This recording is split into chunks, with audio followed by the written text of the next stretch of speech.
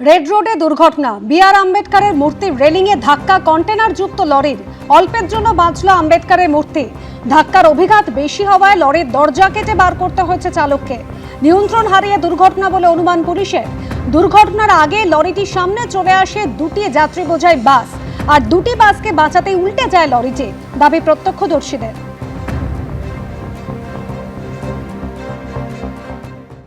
I-PAC কাণ্ডে মুখ্যমন্ত্রীর মিছিলের ৪৮ ঘন্টার মধ্যে পাল্টা মিছিল করলেন শুভেন্দু অধিকারী। মিছিল শুরু করলেন সেই যাদবপুর থেকেই। দেশপ্রিয় পার্কে এসে শেষ হলো বিজেপির মিছিল। মিছিল থেকে স্লোগান উঠল, চোরেদের এনার্জি মমতা ব্যানার্জি। এদিকে বিজেপির এই মিছিল নিয়ে পাল্টা নিশানা করেছে তৃণমূল কংগ্রেসও।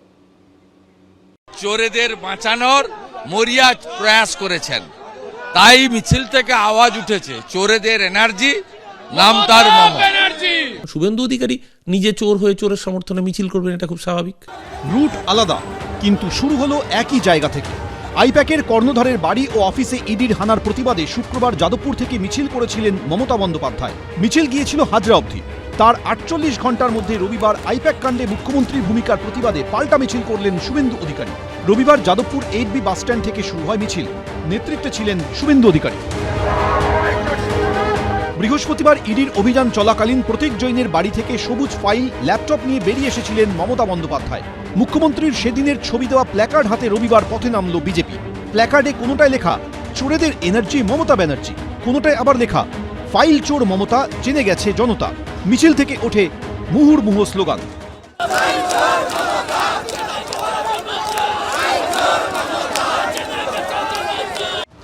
প্রতীকী হাতকড়া নিয়ে মিছিল করেন বিজেপি কর্মী সমর্থকরা। চোরের মায়ের বড় গলা, ফাইল চুরি করেছেন, ল্যাপটপ চুরি করেছেন।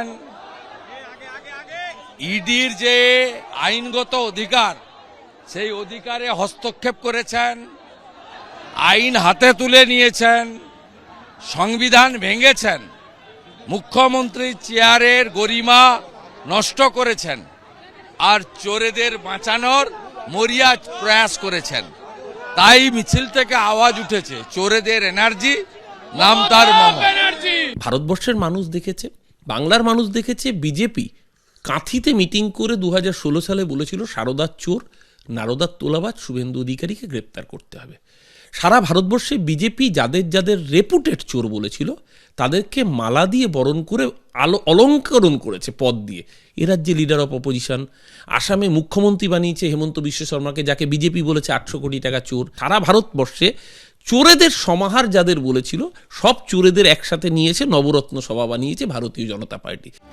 শনিবার চন্দ্রকোনায় শুভেন্দু অধিকারীর কনভয়ে হামলার অভিযোগের পর এদিন তার নেতৃত্বে এই মিছিলে ছিল বাড়তি নিরাপত্তা। ঠিক যাদবপুর থানার সামনে আমরা রয়েছি। অতনুকুণ্ডু যে ছবি দেখাচ্ছে, একেবারে কিন্তু আজকে নিরাপত্তায় একদম চমক। বিএসএফ রয়েছে, সিআরপিএফ রয়েছে, নিরাপত্তায় কোথাও কোনো খামতি রাখা হচ্ছে না। এবং শুভেন্দু অধিকারীকে যে দড়ির বেষ্টনী দিয়ে ঘিরে রাখা হয়েছে। যাদবপুর 8B বাসস্ট্যান্ড থেকে গোলপার্ক, গড়িয়াহাট মোড় হয়ে দেশপ্রিয় পার্কে পৌঁছয় বিজেপির মিছিল। যাদবপুর বিশ্ববিদ্যালয়ের সামনে দিয়ে বিজেপির মিছিল যাবার সময় বন্ধ করে রাখা হয় বিশ্ববিদ্যালয়ের 4 নম্বর গেট। আমরা দেখতে পাচ্ছি যে যাদবপুর বিশ্ববিদ্যালয়ের যে 4 নম্বর গেট বন্ধ করে রাখা হয়েছে, এবং যাতে কোনো রকমভাবে অপ্রীতিকর পরিস্থিতি তৈরি না হয় সেটা নিশ্চিত করা হচ্ছে। আমরা দেখতে পাচ্ছি যে এখানে শঙ্কুদেব পণ্ডা রয়েছেন, সেই 4 নম্বর গেটের সামনে রয়েছেন, এবং আমরা দেখতে পাচ্ছি যে পুলিশের তরফ থেকেও কিছুটা সতর্কতা নেওয়া হয়েছে। শনিবার চন্দ্রকোনায় শুভেন্দু অধিকারীর কনভয়ে হামলার অভিযোগ ওঠে তৃণমূলের বিরুদ্ধে। অভিযোগ, বিজেপি কর্মীদের উপর হামলা চালায় তৃণমূল।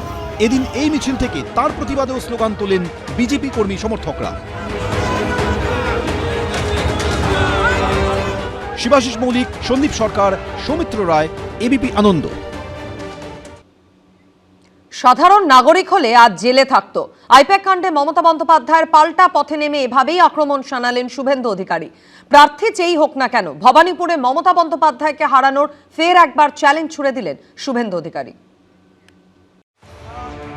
বৃহস্পতিবার দিনভর আইপ্যাক কর্ণধারের বাড়ি ও অফিসে ইডির তল্লাশি ঘিরে পদে পদে নাটকীয় মোড়, চূড়ান্ত টানাপোড়েন, তোলপাড় জাতীয় রাজনীতি। এই আবহেই মমতা বন্দ্যোপাধ্যায়ের পাল্টা পথে নামলেন শুভেন্দু অধিকারী। আমি আশা করি একটা সাধারণ নাগরিক হলে আজকে জেলে থাকতো, তাই ইডি এবং কোর্ট আইন অনুযায়ী ব্যবস্থা নেবে। যখন চুরি করতে লোকে যায় লুকিয়ে যায়। মমতা ব্যানার্জি চুরিটা আটকাতে গিয়েছিলেন, তাই জন্য বুক বাজিয়ে গিয়েছিলেন।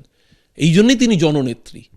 যারা চুরি করতে এসেছিল তারা ভোরবেলা অন্ধকারে চুরি করতে এসেছিল, চুপি চুপি চুরি করতে এসেছিল, তাদের চুরিটা আটকে গিয়েছে, তার জন্যই ওদের এত গাত্রদাহ। আইপ্যাক কাণ্ডে ইডির পিটিশনে শুক্রবারই উঠে এসেছে এই 20 কোটি টাকার প্রসঙ্গ। ইডির পিটিশনে দাবি করা হয়েছে, গোয়ায় আইপ্যাকের কাজে লাগানোর জন্য 20 কোটি টাকা পাঠাতে সাহায্য করেছিলেন কলকাতার এক ব্যবসায়ী।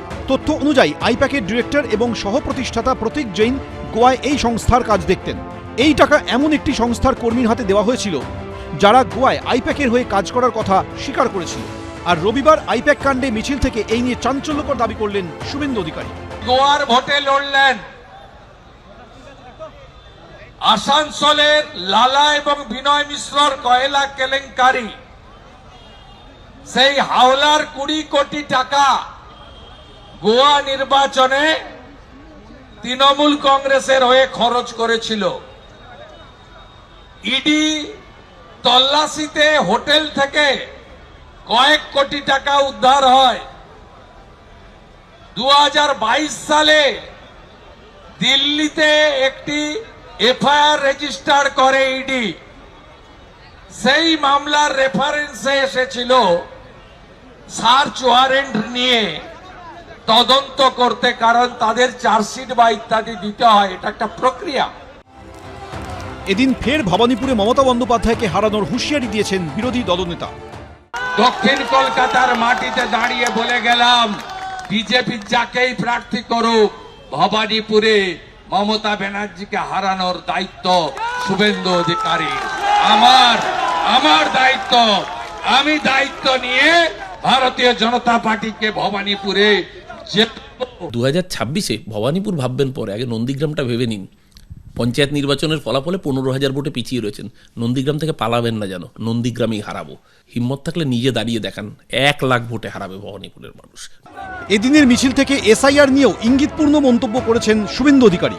এসআইআর এর পরে 58 লক্ষ চলে গেছে, এ তো পহলে ঝাঁকি হ্যায়, কাশি মথুরা বাকি হ্যায়। সকালবেলা ব্রেকফাস্ট হয়েছে তো, ড্রাফট ভোটার লিস্ট শুনানি চলছে। 14 ফেব্রুয়ারি ফাইনাল ভোটার লিস্ট হবে, লাঞ্চ হবে, ডিনার হবে হারিয়ে। ওই দিন দেখবেন তৃণমূল বলছে আমরা আর ভোটে লড়বো না, এই ভোটার লিস্টে আমরা ভোটে লড়বো না। এই যে প্রথম থেকে বলে আসছিল 1,20,00,000 রোহিঙ্গা মুসলমান অনুপ্রবেশকারী, যখন দেখছে কোনোভাবেই সেই তত্ত্বকে এস্টাবলিশ করা যাচ্ছে না, তখন লজিক্যাল ডিসক্রিপেন্সির নাম করে 1,36,00,000 মানুষের নাম বাদ দেওয়ার জন্য একটা অসভ্যতামির প্রসেস, যেটাকে চলতি ভাষায় হিয়ারিং বলা হচ্ছে। সাধারণ মানুষের দুর্ভোগ বেড়েছে, বিস্ফোরণ ঘটবে, বিজেপি সিট ভয়ঙ্করভাবে হ্রাস পাবে। শুধু তাই নয়, আগামী দিন 77টা 27-এ নামবে, অর্থাৎ লিডার অফ অপোজিশন হতে গেলে যে 30টা আসন লাগে সেটাও বিজেপি পাবে না। ভোট আসতে খুব বেশি বাকি নেই, কিন্তু জানুয়ারির শীতেও রাজ্য রাজনীতিতে ভোটের হাওয়া বেশ গরম। শিবাশিস মৌলিক, সন্দীপ সরকার, এবিপি আনন্দ। এবিপি আনন্দ, এগিয়ে থাকে, এগিয়ে রাখে।